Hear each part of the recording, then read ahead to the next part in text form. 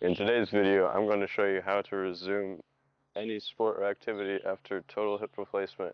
My name is Pete, and I was 55 and very fit and active when I had surgery in January of 2023. What do you think, Xavier? Are we fooling them? I kind of don't think so. No, I think we got him.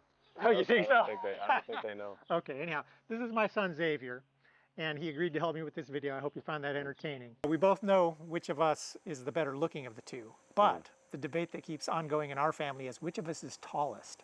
So you tell us, which of us is taller?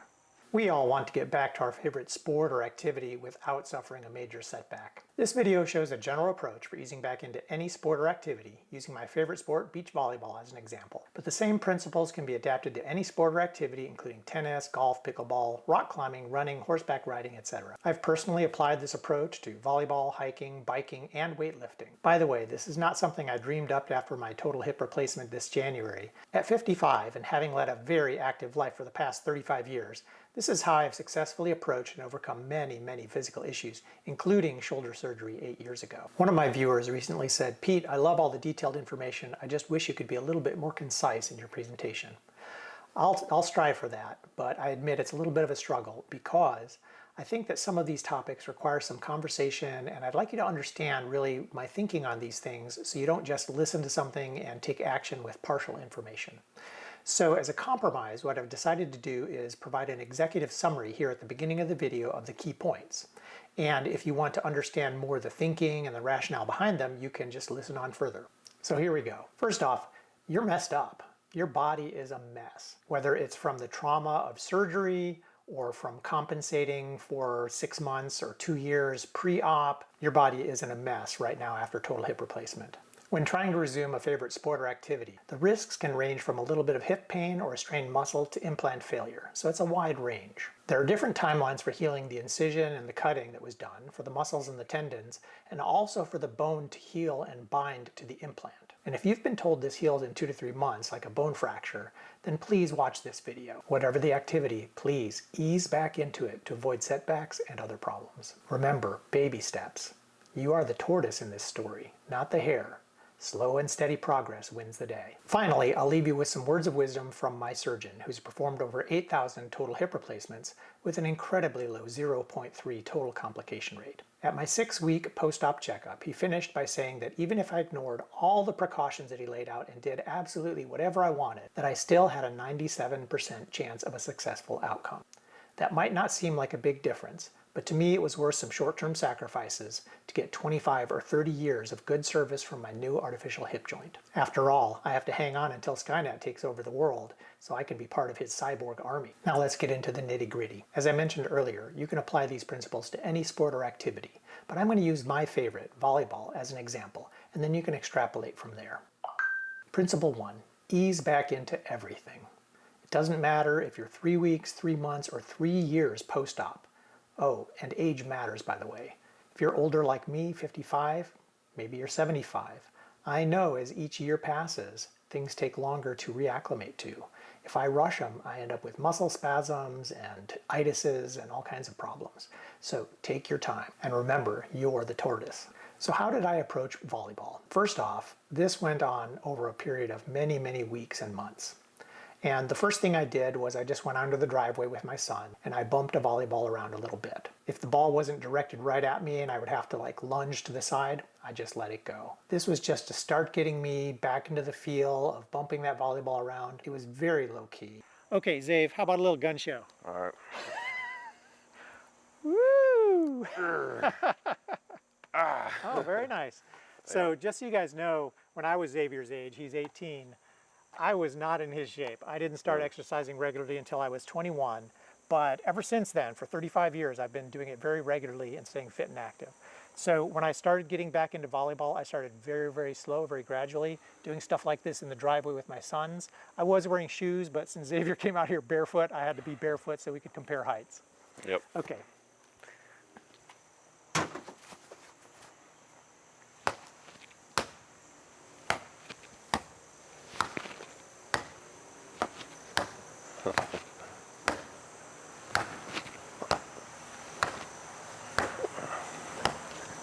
Nice. That one. Sorry. So I probably could have got that one, but the point I wanted to make is that when I was doing this, if it didn't come right to me, I was not going to lunge for it, right? This was, again, very early in my recovery. I was just trying to get, there's lots of little fine motions and motor muscles that are getting engaged here, and I could feel it after 5 minutes of this activity. So again, just trying to slowly ease back into things. Oh, shoot. You again. It's still good. Good get. Okay, hope you'll enjoy the rest of the video. Thanks, Dave. Yep. Awkward multi-generational handshake. Yeah. Fist bump, dude. Or is that, Sorry. am I already behind the times with that? Behind the times. Oh, shit. Yeah. Okay. Now you gotta dap him up. Yeah. Dap. The second thing I did, and this was probably a week later, was I actually went to a volleyball court where I play and I walked on the sand. Because up until that time, I'd only been walking on paved greenways. And so I wanted to see what it would be like to walk with the new hip on an uneven surface, and not just uneven, but sand is unique in that it gives. The third thing I did was I met up with a friend and bumped the volleyball while standing on the sand. So again, I was just trying to combine things and slowly ease back into it. It was probably 10 minutes, no more than that. I did this a couple times. When I felt comfortable with that, and this would be a couple weeks later, then I got together with some friends for some non-competitive 3s and 4s. Because with 3 or 4 people on the court, there's less court to cover for each person and you don't have to move around as much or as quickly. My next step was to play 1 game of doubles. So I found some friends who were playing. We usually play for 6 or 7 games for a couple of hours. But I said, hey, could I please come at the beginning and would 3 of you be willing to play 1 game with me just so I can see how it goes, and it's going to be very low key and non-competitive. And thankfully I have enough friends that some folks agreed to do that with me, and that was okay. So I did that a couple times. And then the next thing was I tried to play 2 games of doubles. And the next thing was I tried to play 2 hours of doubles, but I made sure that we had a 5th additional player so that if anything felt wrong with me or if I just didn't want to proceed, the guys could keep on playing without me and I could go home without ruining anyone's day. Now at 7 months post-op, I'm probably about 80% back to my pre-op level of play and fitness, even while I continue to heal from my total hip replacement. Principle 2, sometimes it's not the sport or activity, but it's the risk of an injury or falling during that sport or activity. So I'll give my shoulder surgery as an example. About 8 years ago, I had shoulder surgery done on this shoulder. I had 4 different incisions made because I had 3 different problems that they were trying to correct. And I had known a lot of people who had had surgery before of their shoulders and had not resumed full function of those. So I was determined to get back to full function so I could keep playing my favorite sport, volleyball. At any rate, one of the big cautions that the surgeon gave me was, don't go running. And the reason he said it was because I don't want you to fall and mess up all my good work. So the actual activity of running wasn't the problem, but it was the risk of falling while running that was the problem because of the serious damage it would do to my shoulder before it had fully healed. So as an example of how I applied this to volleyball, whenever I started playing, I would play on the right-hand side because I had right total hip replacement. That way, I was far away from my partner and I had reduced risk of colliding with them during play. Sitting here with my new chair-mounted green screen, I feel like, I don't know, Flash Gordon from the old TV series, or maybe one of the Queens of England. Anyhow, I love this thing. It's so much better than the giant screen that I used to have sitting on the floor behind me, because every time I moved my chair, I'd have to kind of, wiggle around it, and it was very cumbersome and would fall over periodically. So I love this. The other thing I love about it is that it actually goes over the edge of the chair, because in a lot of my videos you'll see a little bit of my chair back peeking out from the sides. So this actually covers it in green. So I really love this thing. It's been great. Principle 3. It's important to accurately assess the risk of the sport or activity you want to engage in. I'm going to read you some of my notes here. And I've categorized some sports into low, high, and very high risk categories. Now, I'm making my best guesses on these things. You can, of course, debate these forever, but I just wanted you to kind of see the points, I hope, of how these things differ. So number 1 is low risk activities, things like walking and upper body weight training, stationary bike, and some swimming. These are very low risk because there's very little engagement of the hip, or only at moderate angles and with minimal impact. Right? And so swimming is one of the ones that I said some swimming. That's because certain types of swimming, like if you're doing a breaststroke and your legs are kind of flaring out, that's not good during hip recovery. But a lot of swimming, like if you were doing just freestyle and just like kicking with your legs like this, that's probably fine as long as you're not really, pushing it too aggressively.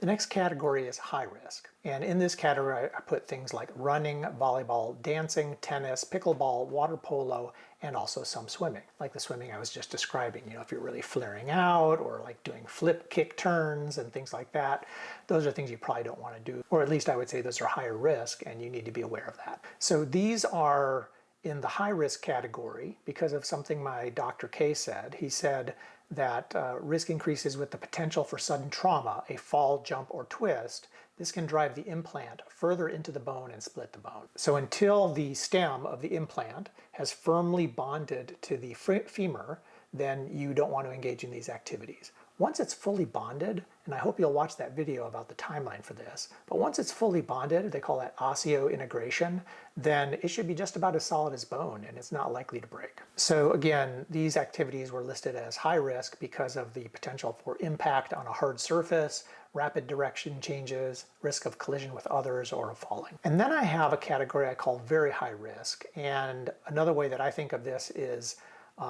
beware of risk multipliers. And what I mean by that are sports where you are at an accelerated speed or height or something like that. For example, biking, skiing, climbing, water skiing, jet skis, horseback riding, diving, etc. And let me give a couple examples, okay? If I'm running, then I'm only going the speed at which I run, which is fairly moderate, right? But if I'm riding a bicycle and anything happens, I hit a bump or a dog lunges at me or what have you, I'm going at a very high rate of speed. And I'm also up in the air a little bit more. So when you wreck and have an accident in a bike, the consequences are much more severe than if you were just running at a moderate pace. Similar with skiing, right? So you're going very fast down those slopes. And if anything happens, there's a potential for a lot more damage than if you were going at a more normal human pace. So that's why I call this risk multipliers, because I think anytime you're using artificial means to increase your height or accelerate your speed, you just have a risk for a more serious type of injury, and that can really mess up your surgery. So how did I apply this to myself? So biking is a regular part of my fitness routine, and I held off biking until about 7 months post-op because I just didn't want that extra risk. So instead I rode on a stationary bike indoors. I'm 7 months post-op and getting ready for my very first bike ride out on our greenway system. Orange for safety.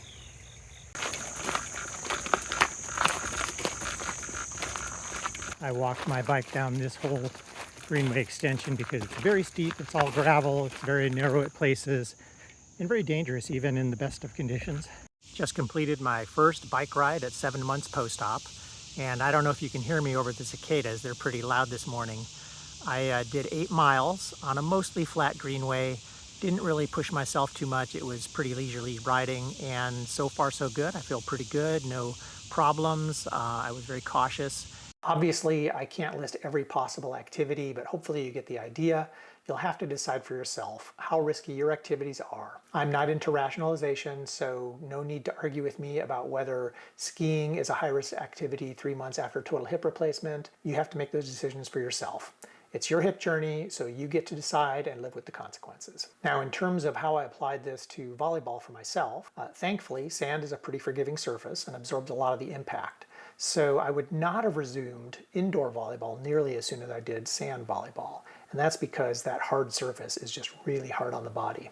Due to the risk of a fall or a twisting motion, I delayed playing and I gradually worked on these motions in order to strengthen muscles and to tune ligaments, tendons, and joints in preparation for an eventual return to regular play. So again, ease back into these activities, slow and steady wins the day, and give your body time to acclimate to new activities again. Thanks for watching. I wanted to let you know that even though I took a very cautious, slow, and conservative approach to recovery and returning to sports activities, that I'm currently recovering from a bone inflammation setback that occurred around 6 months post-op. This was due to a much higher level of activity than you're seeing in this video, but it's a good caution that even after months of slow and steady progress, we're still healing and can suffer setbacks. I think I'm through this setback, but please stay tuned as I'll be creating a video to provide more detail about my bone inflammation setback at 6 months post-op and how I recovered from it. If you subscribe and set notifications on, you'll be notified when that and other helpful videos are published.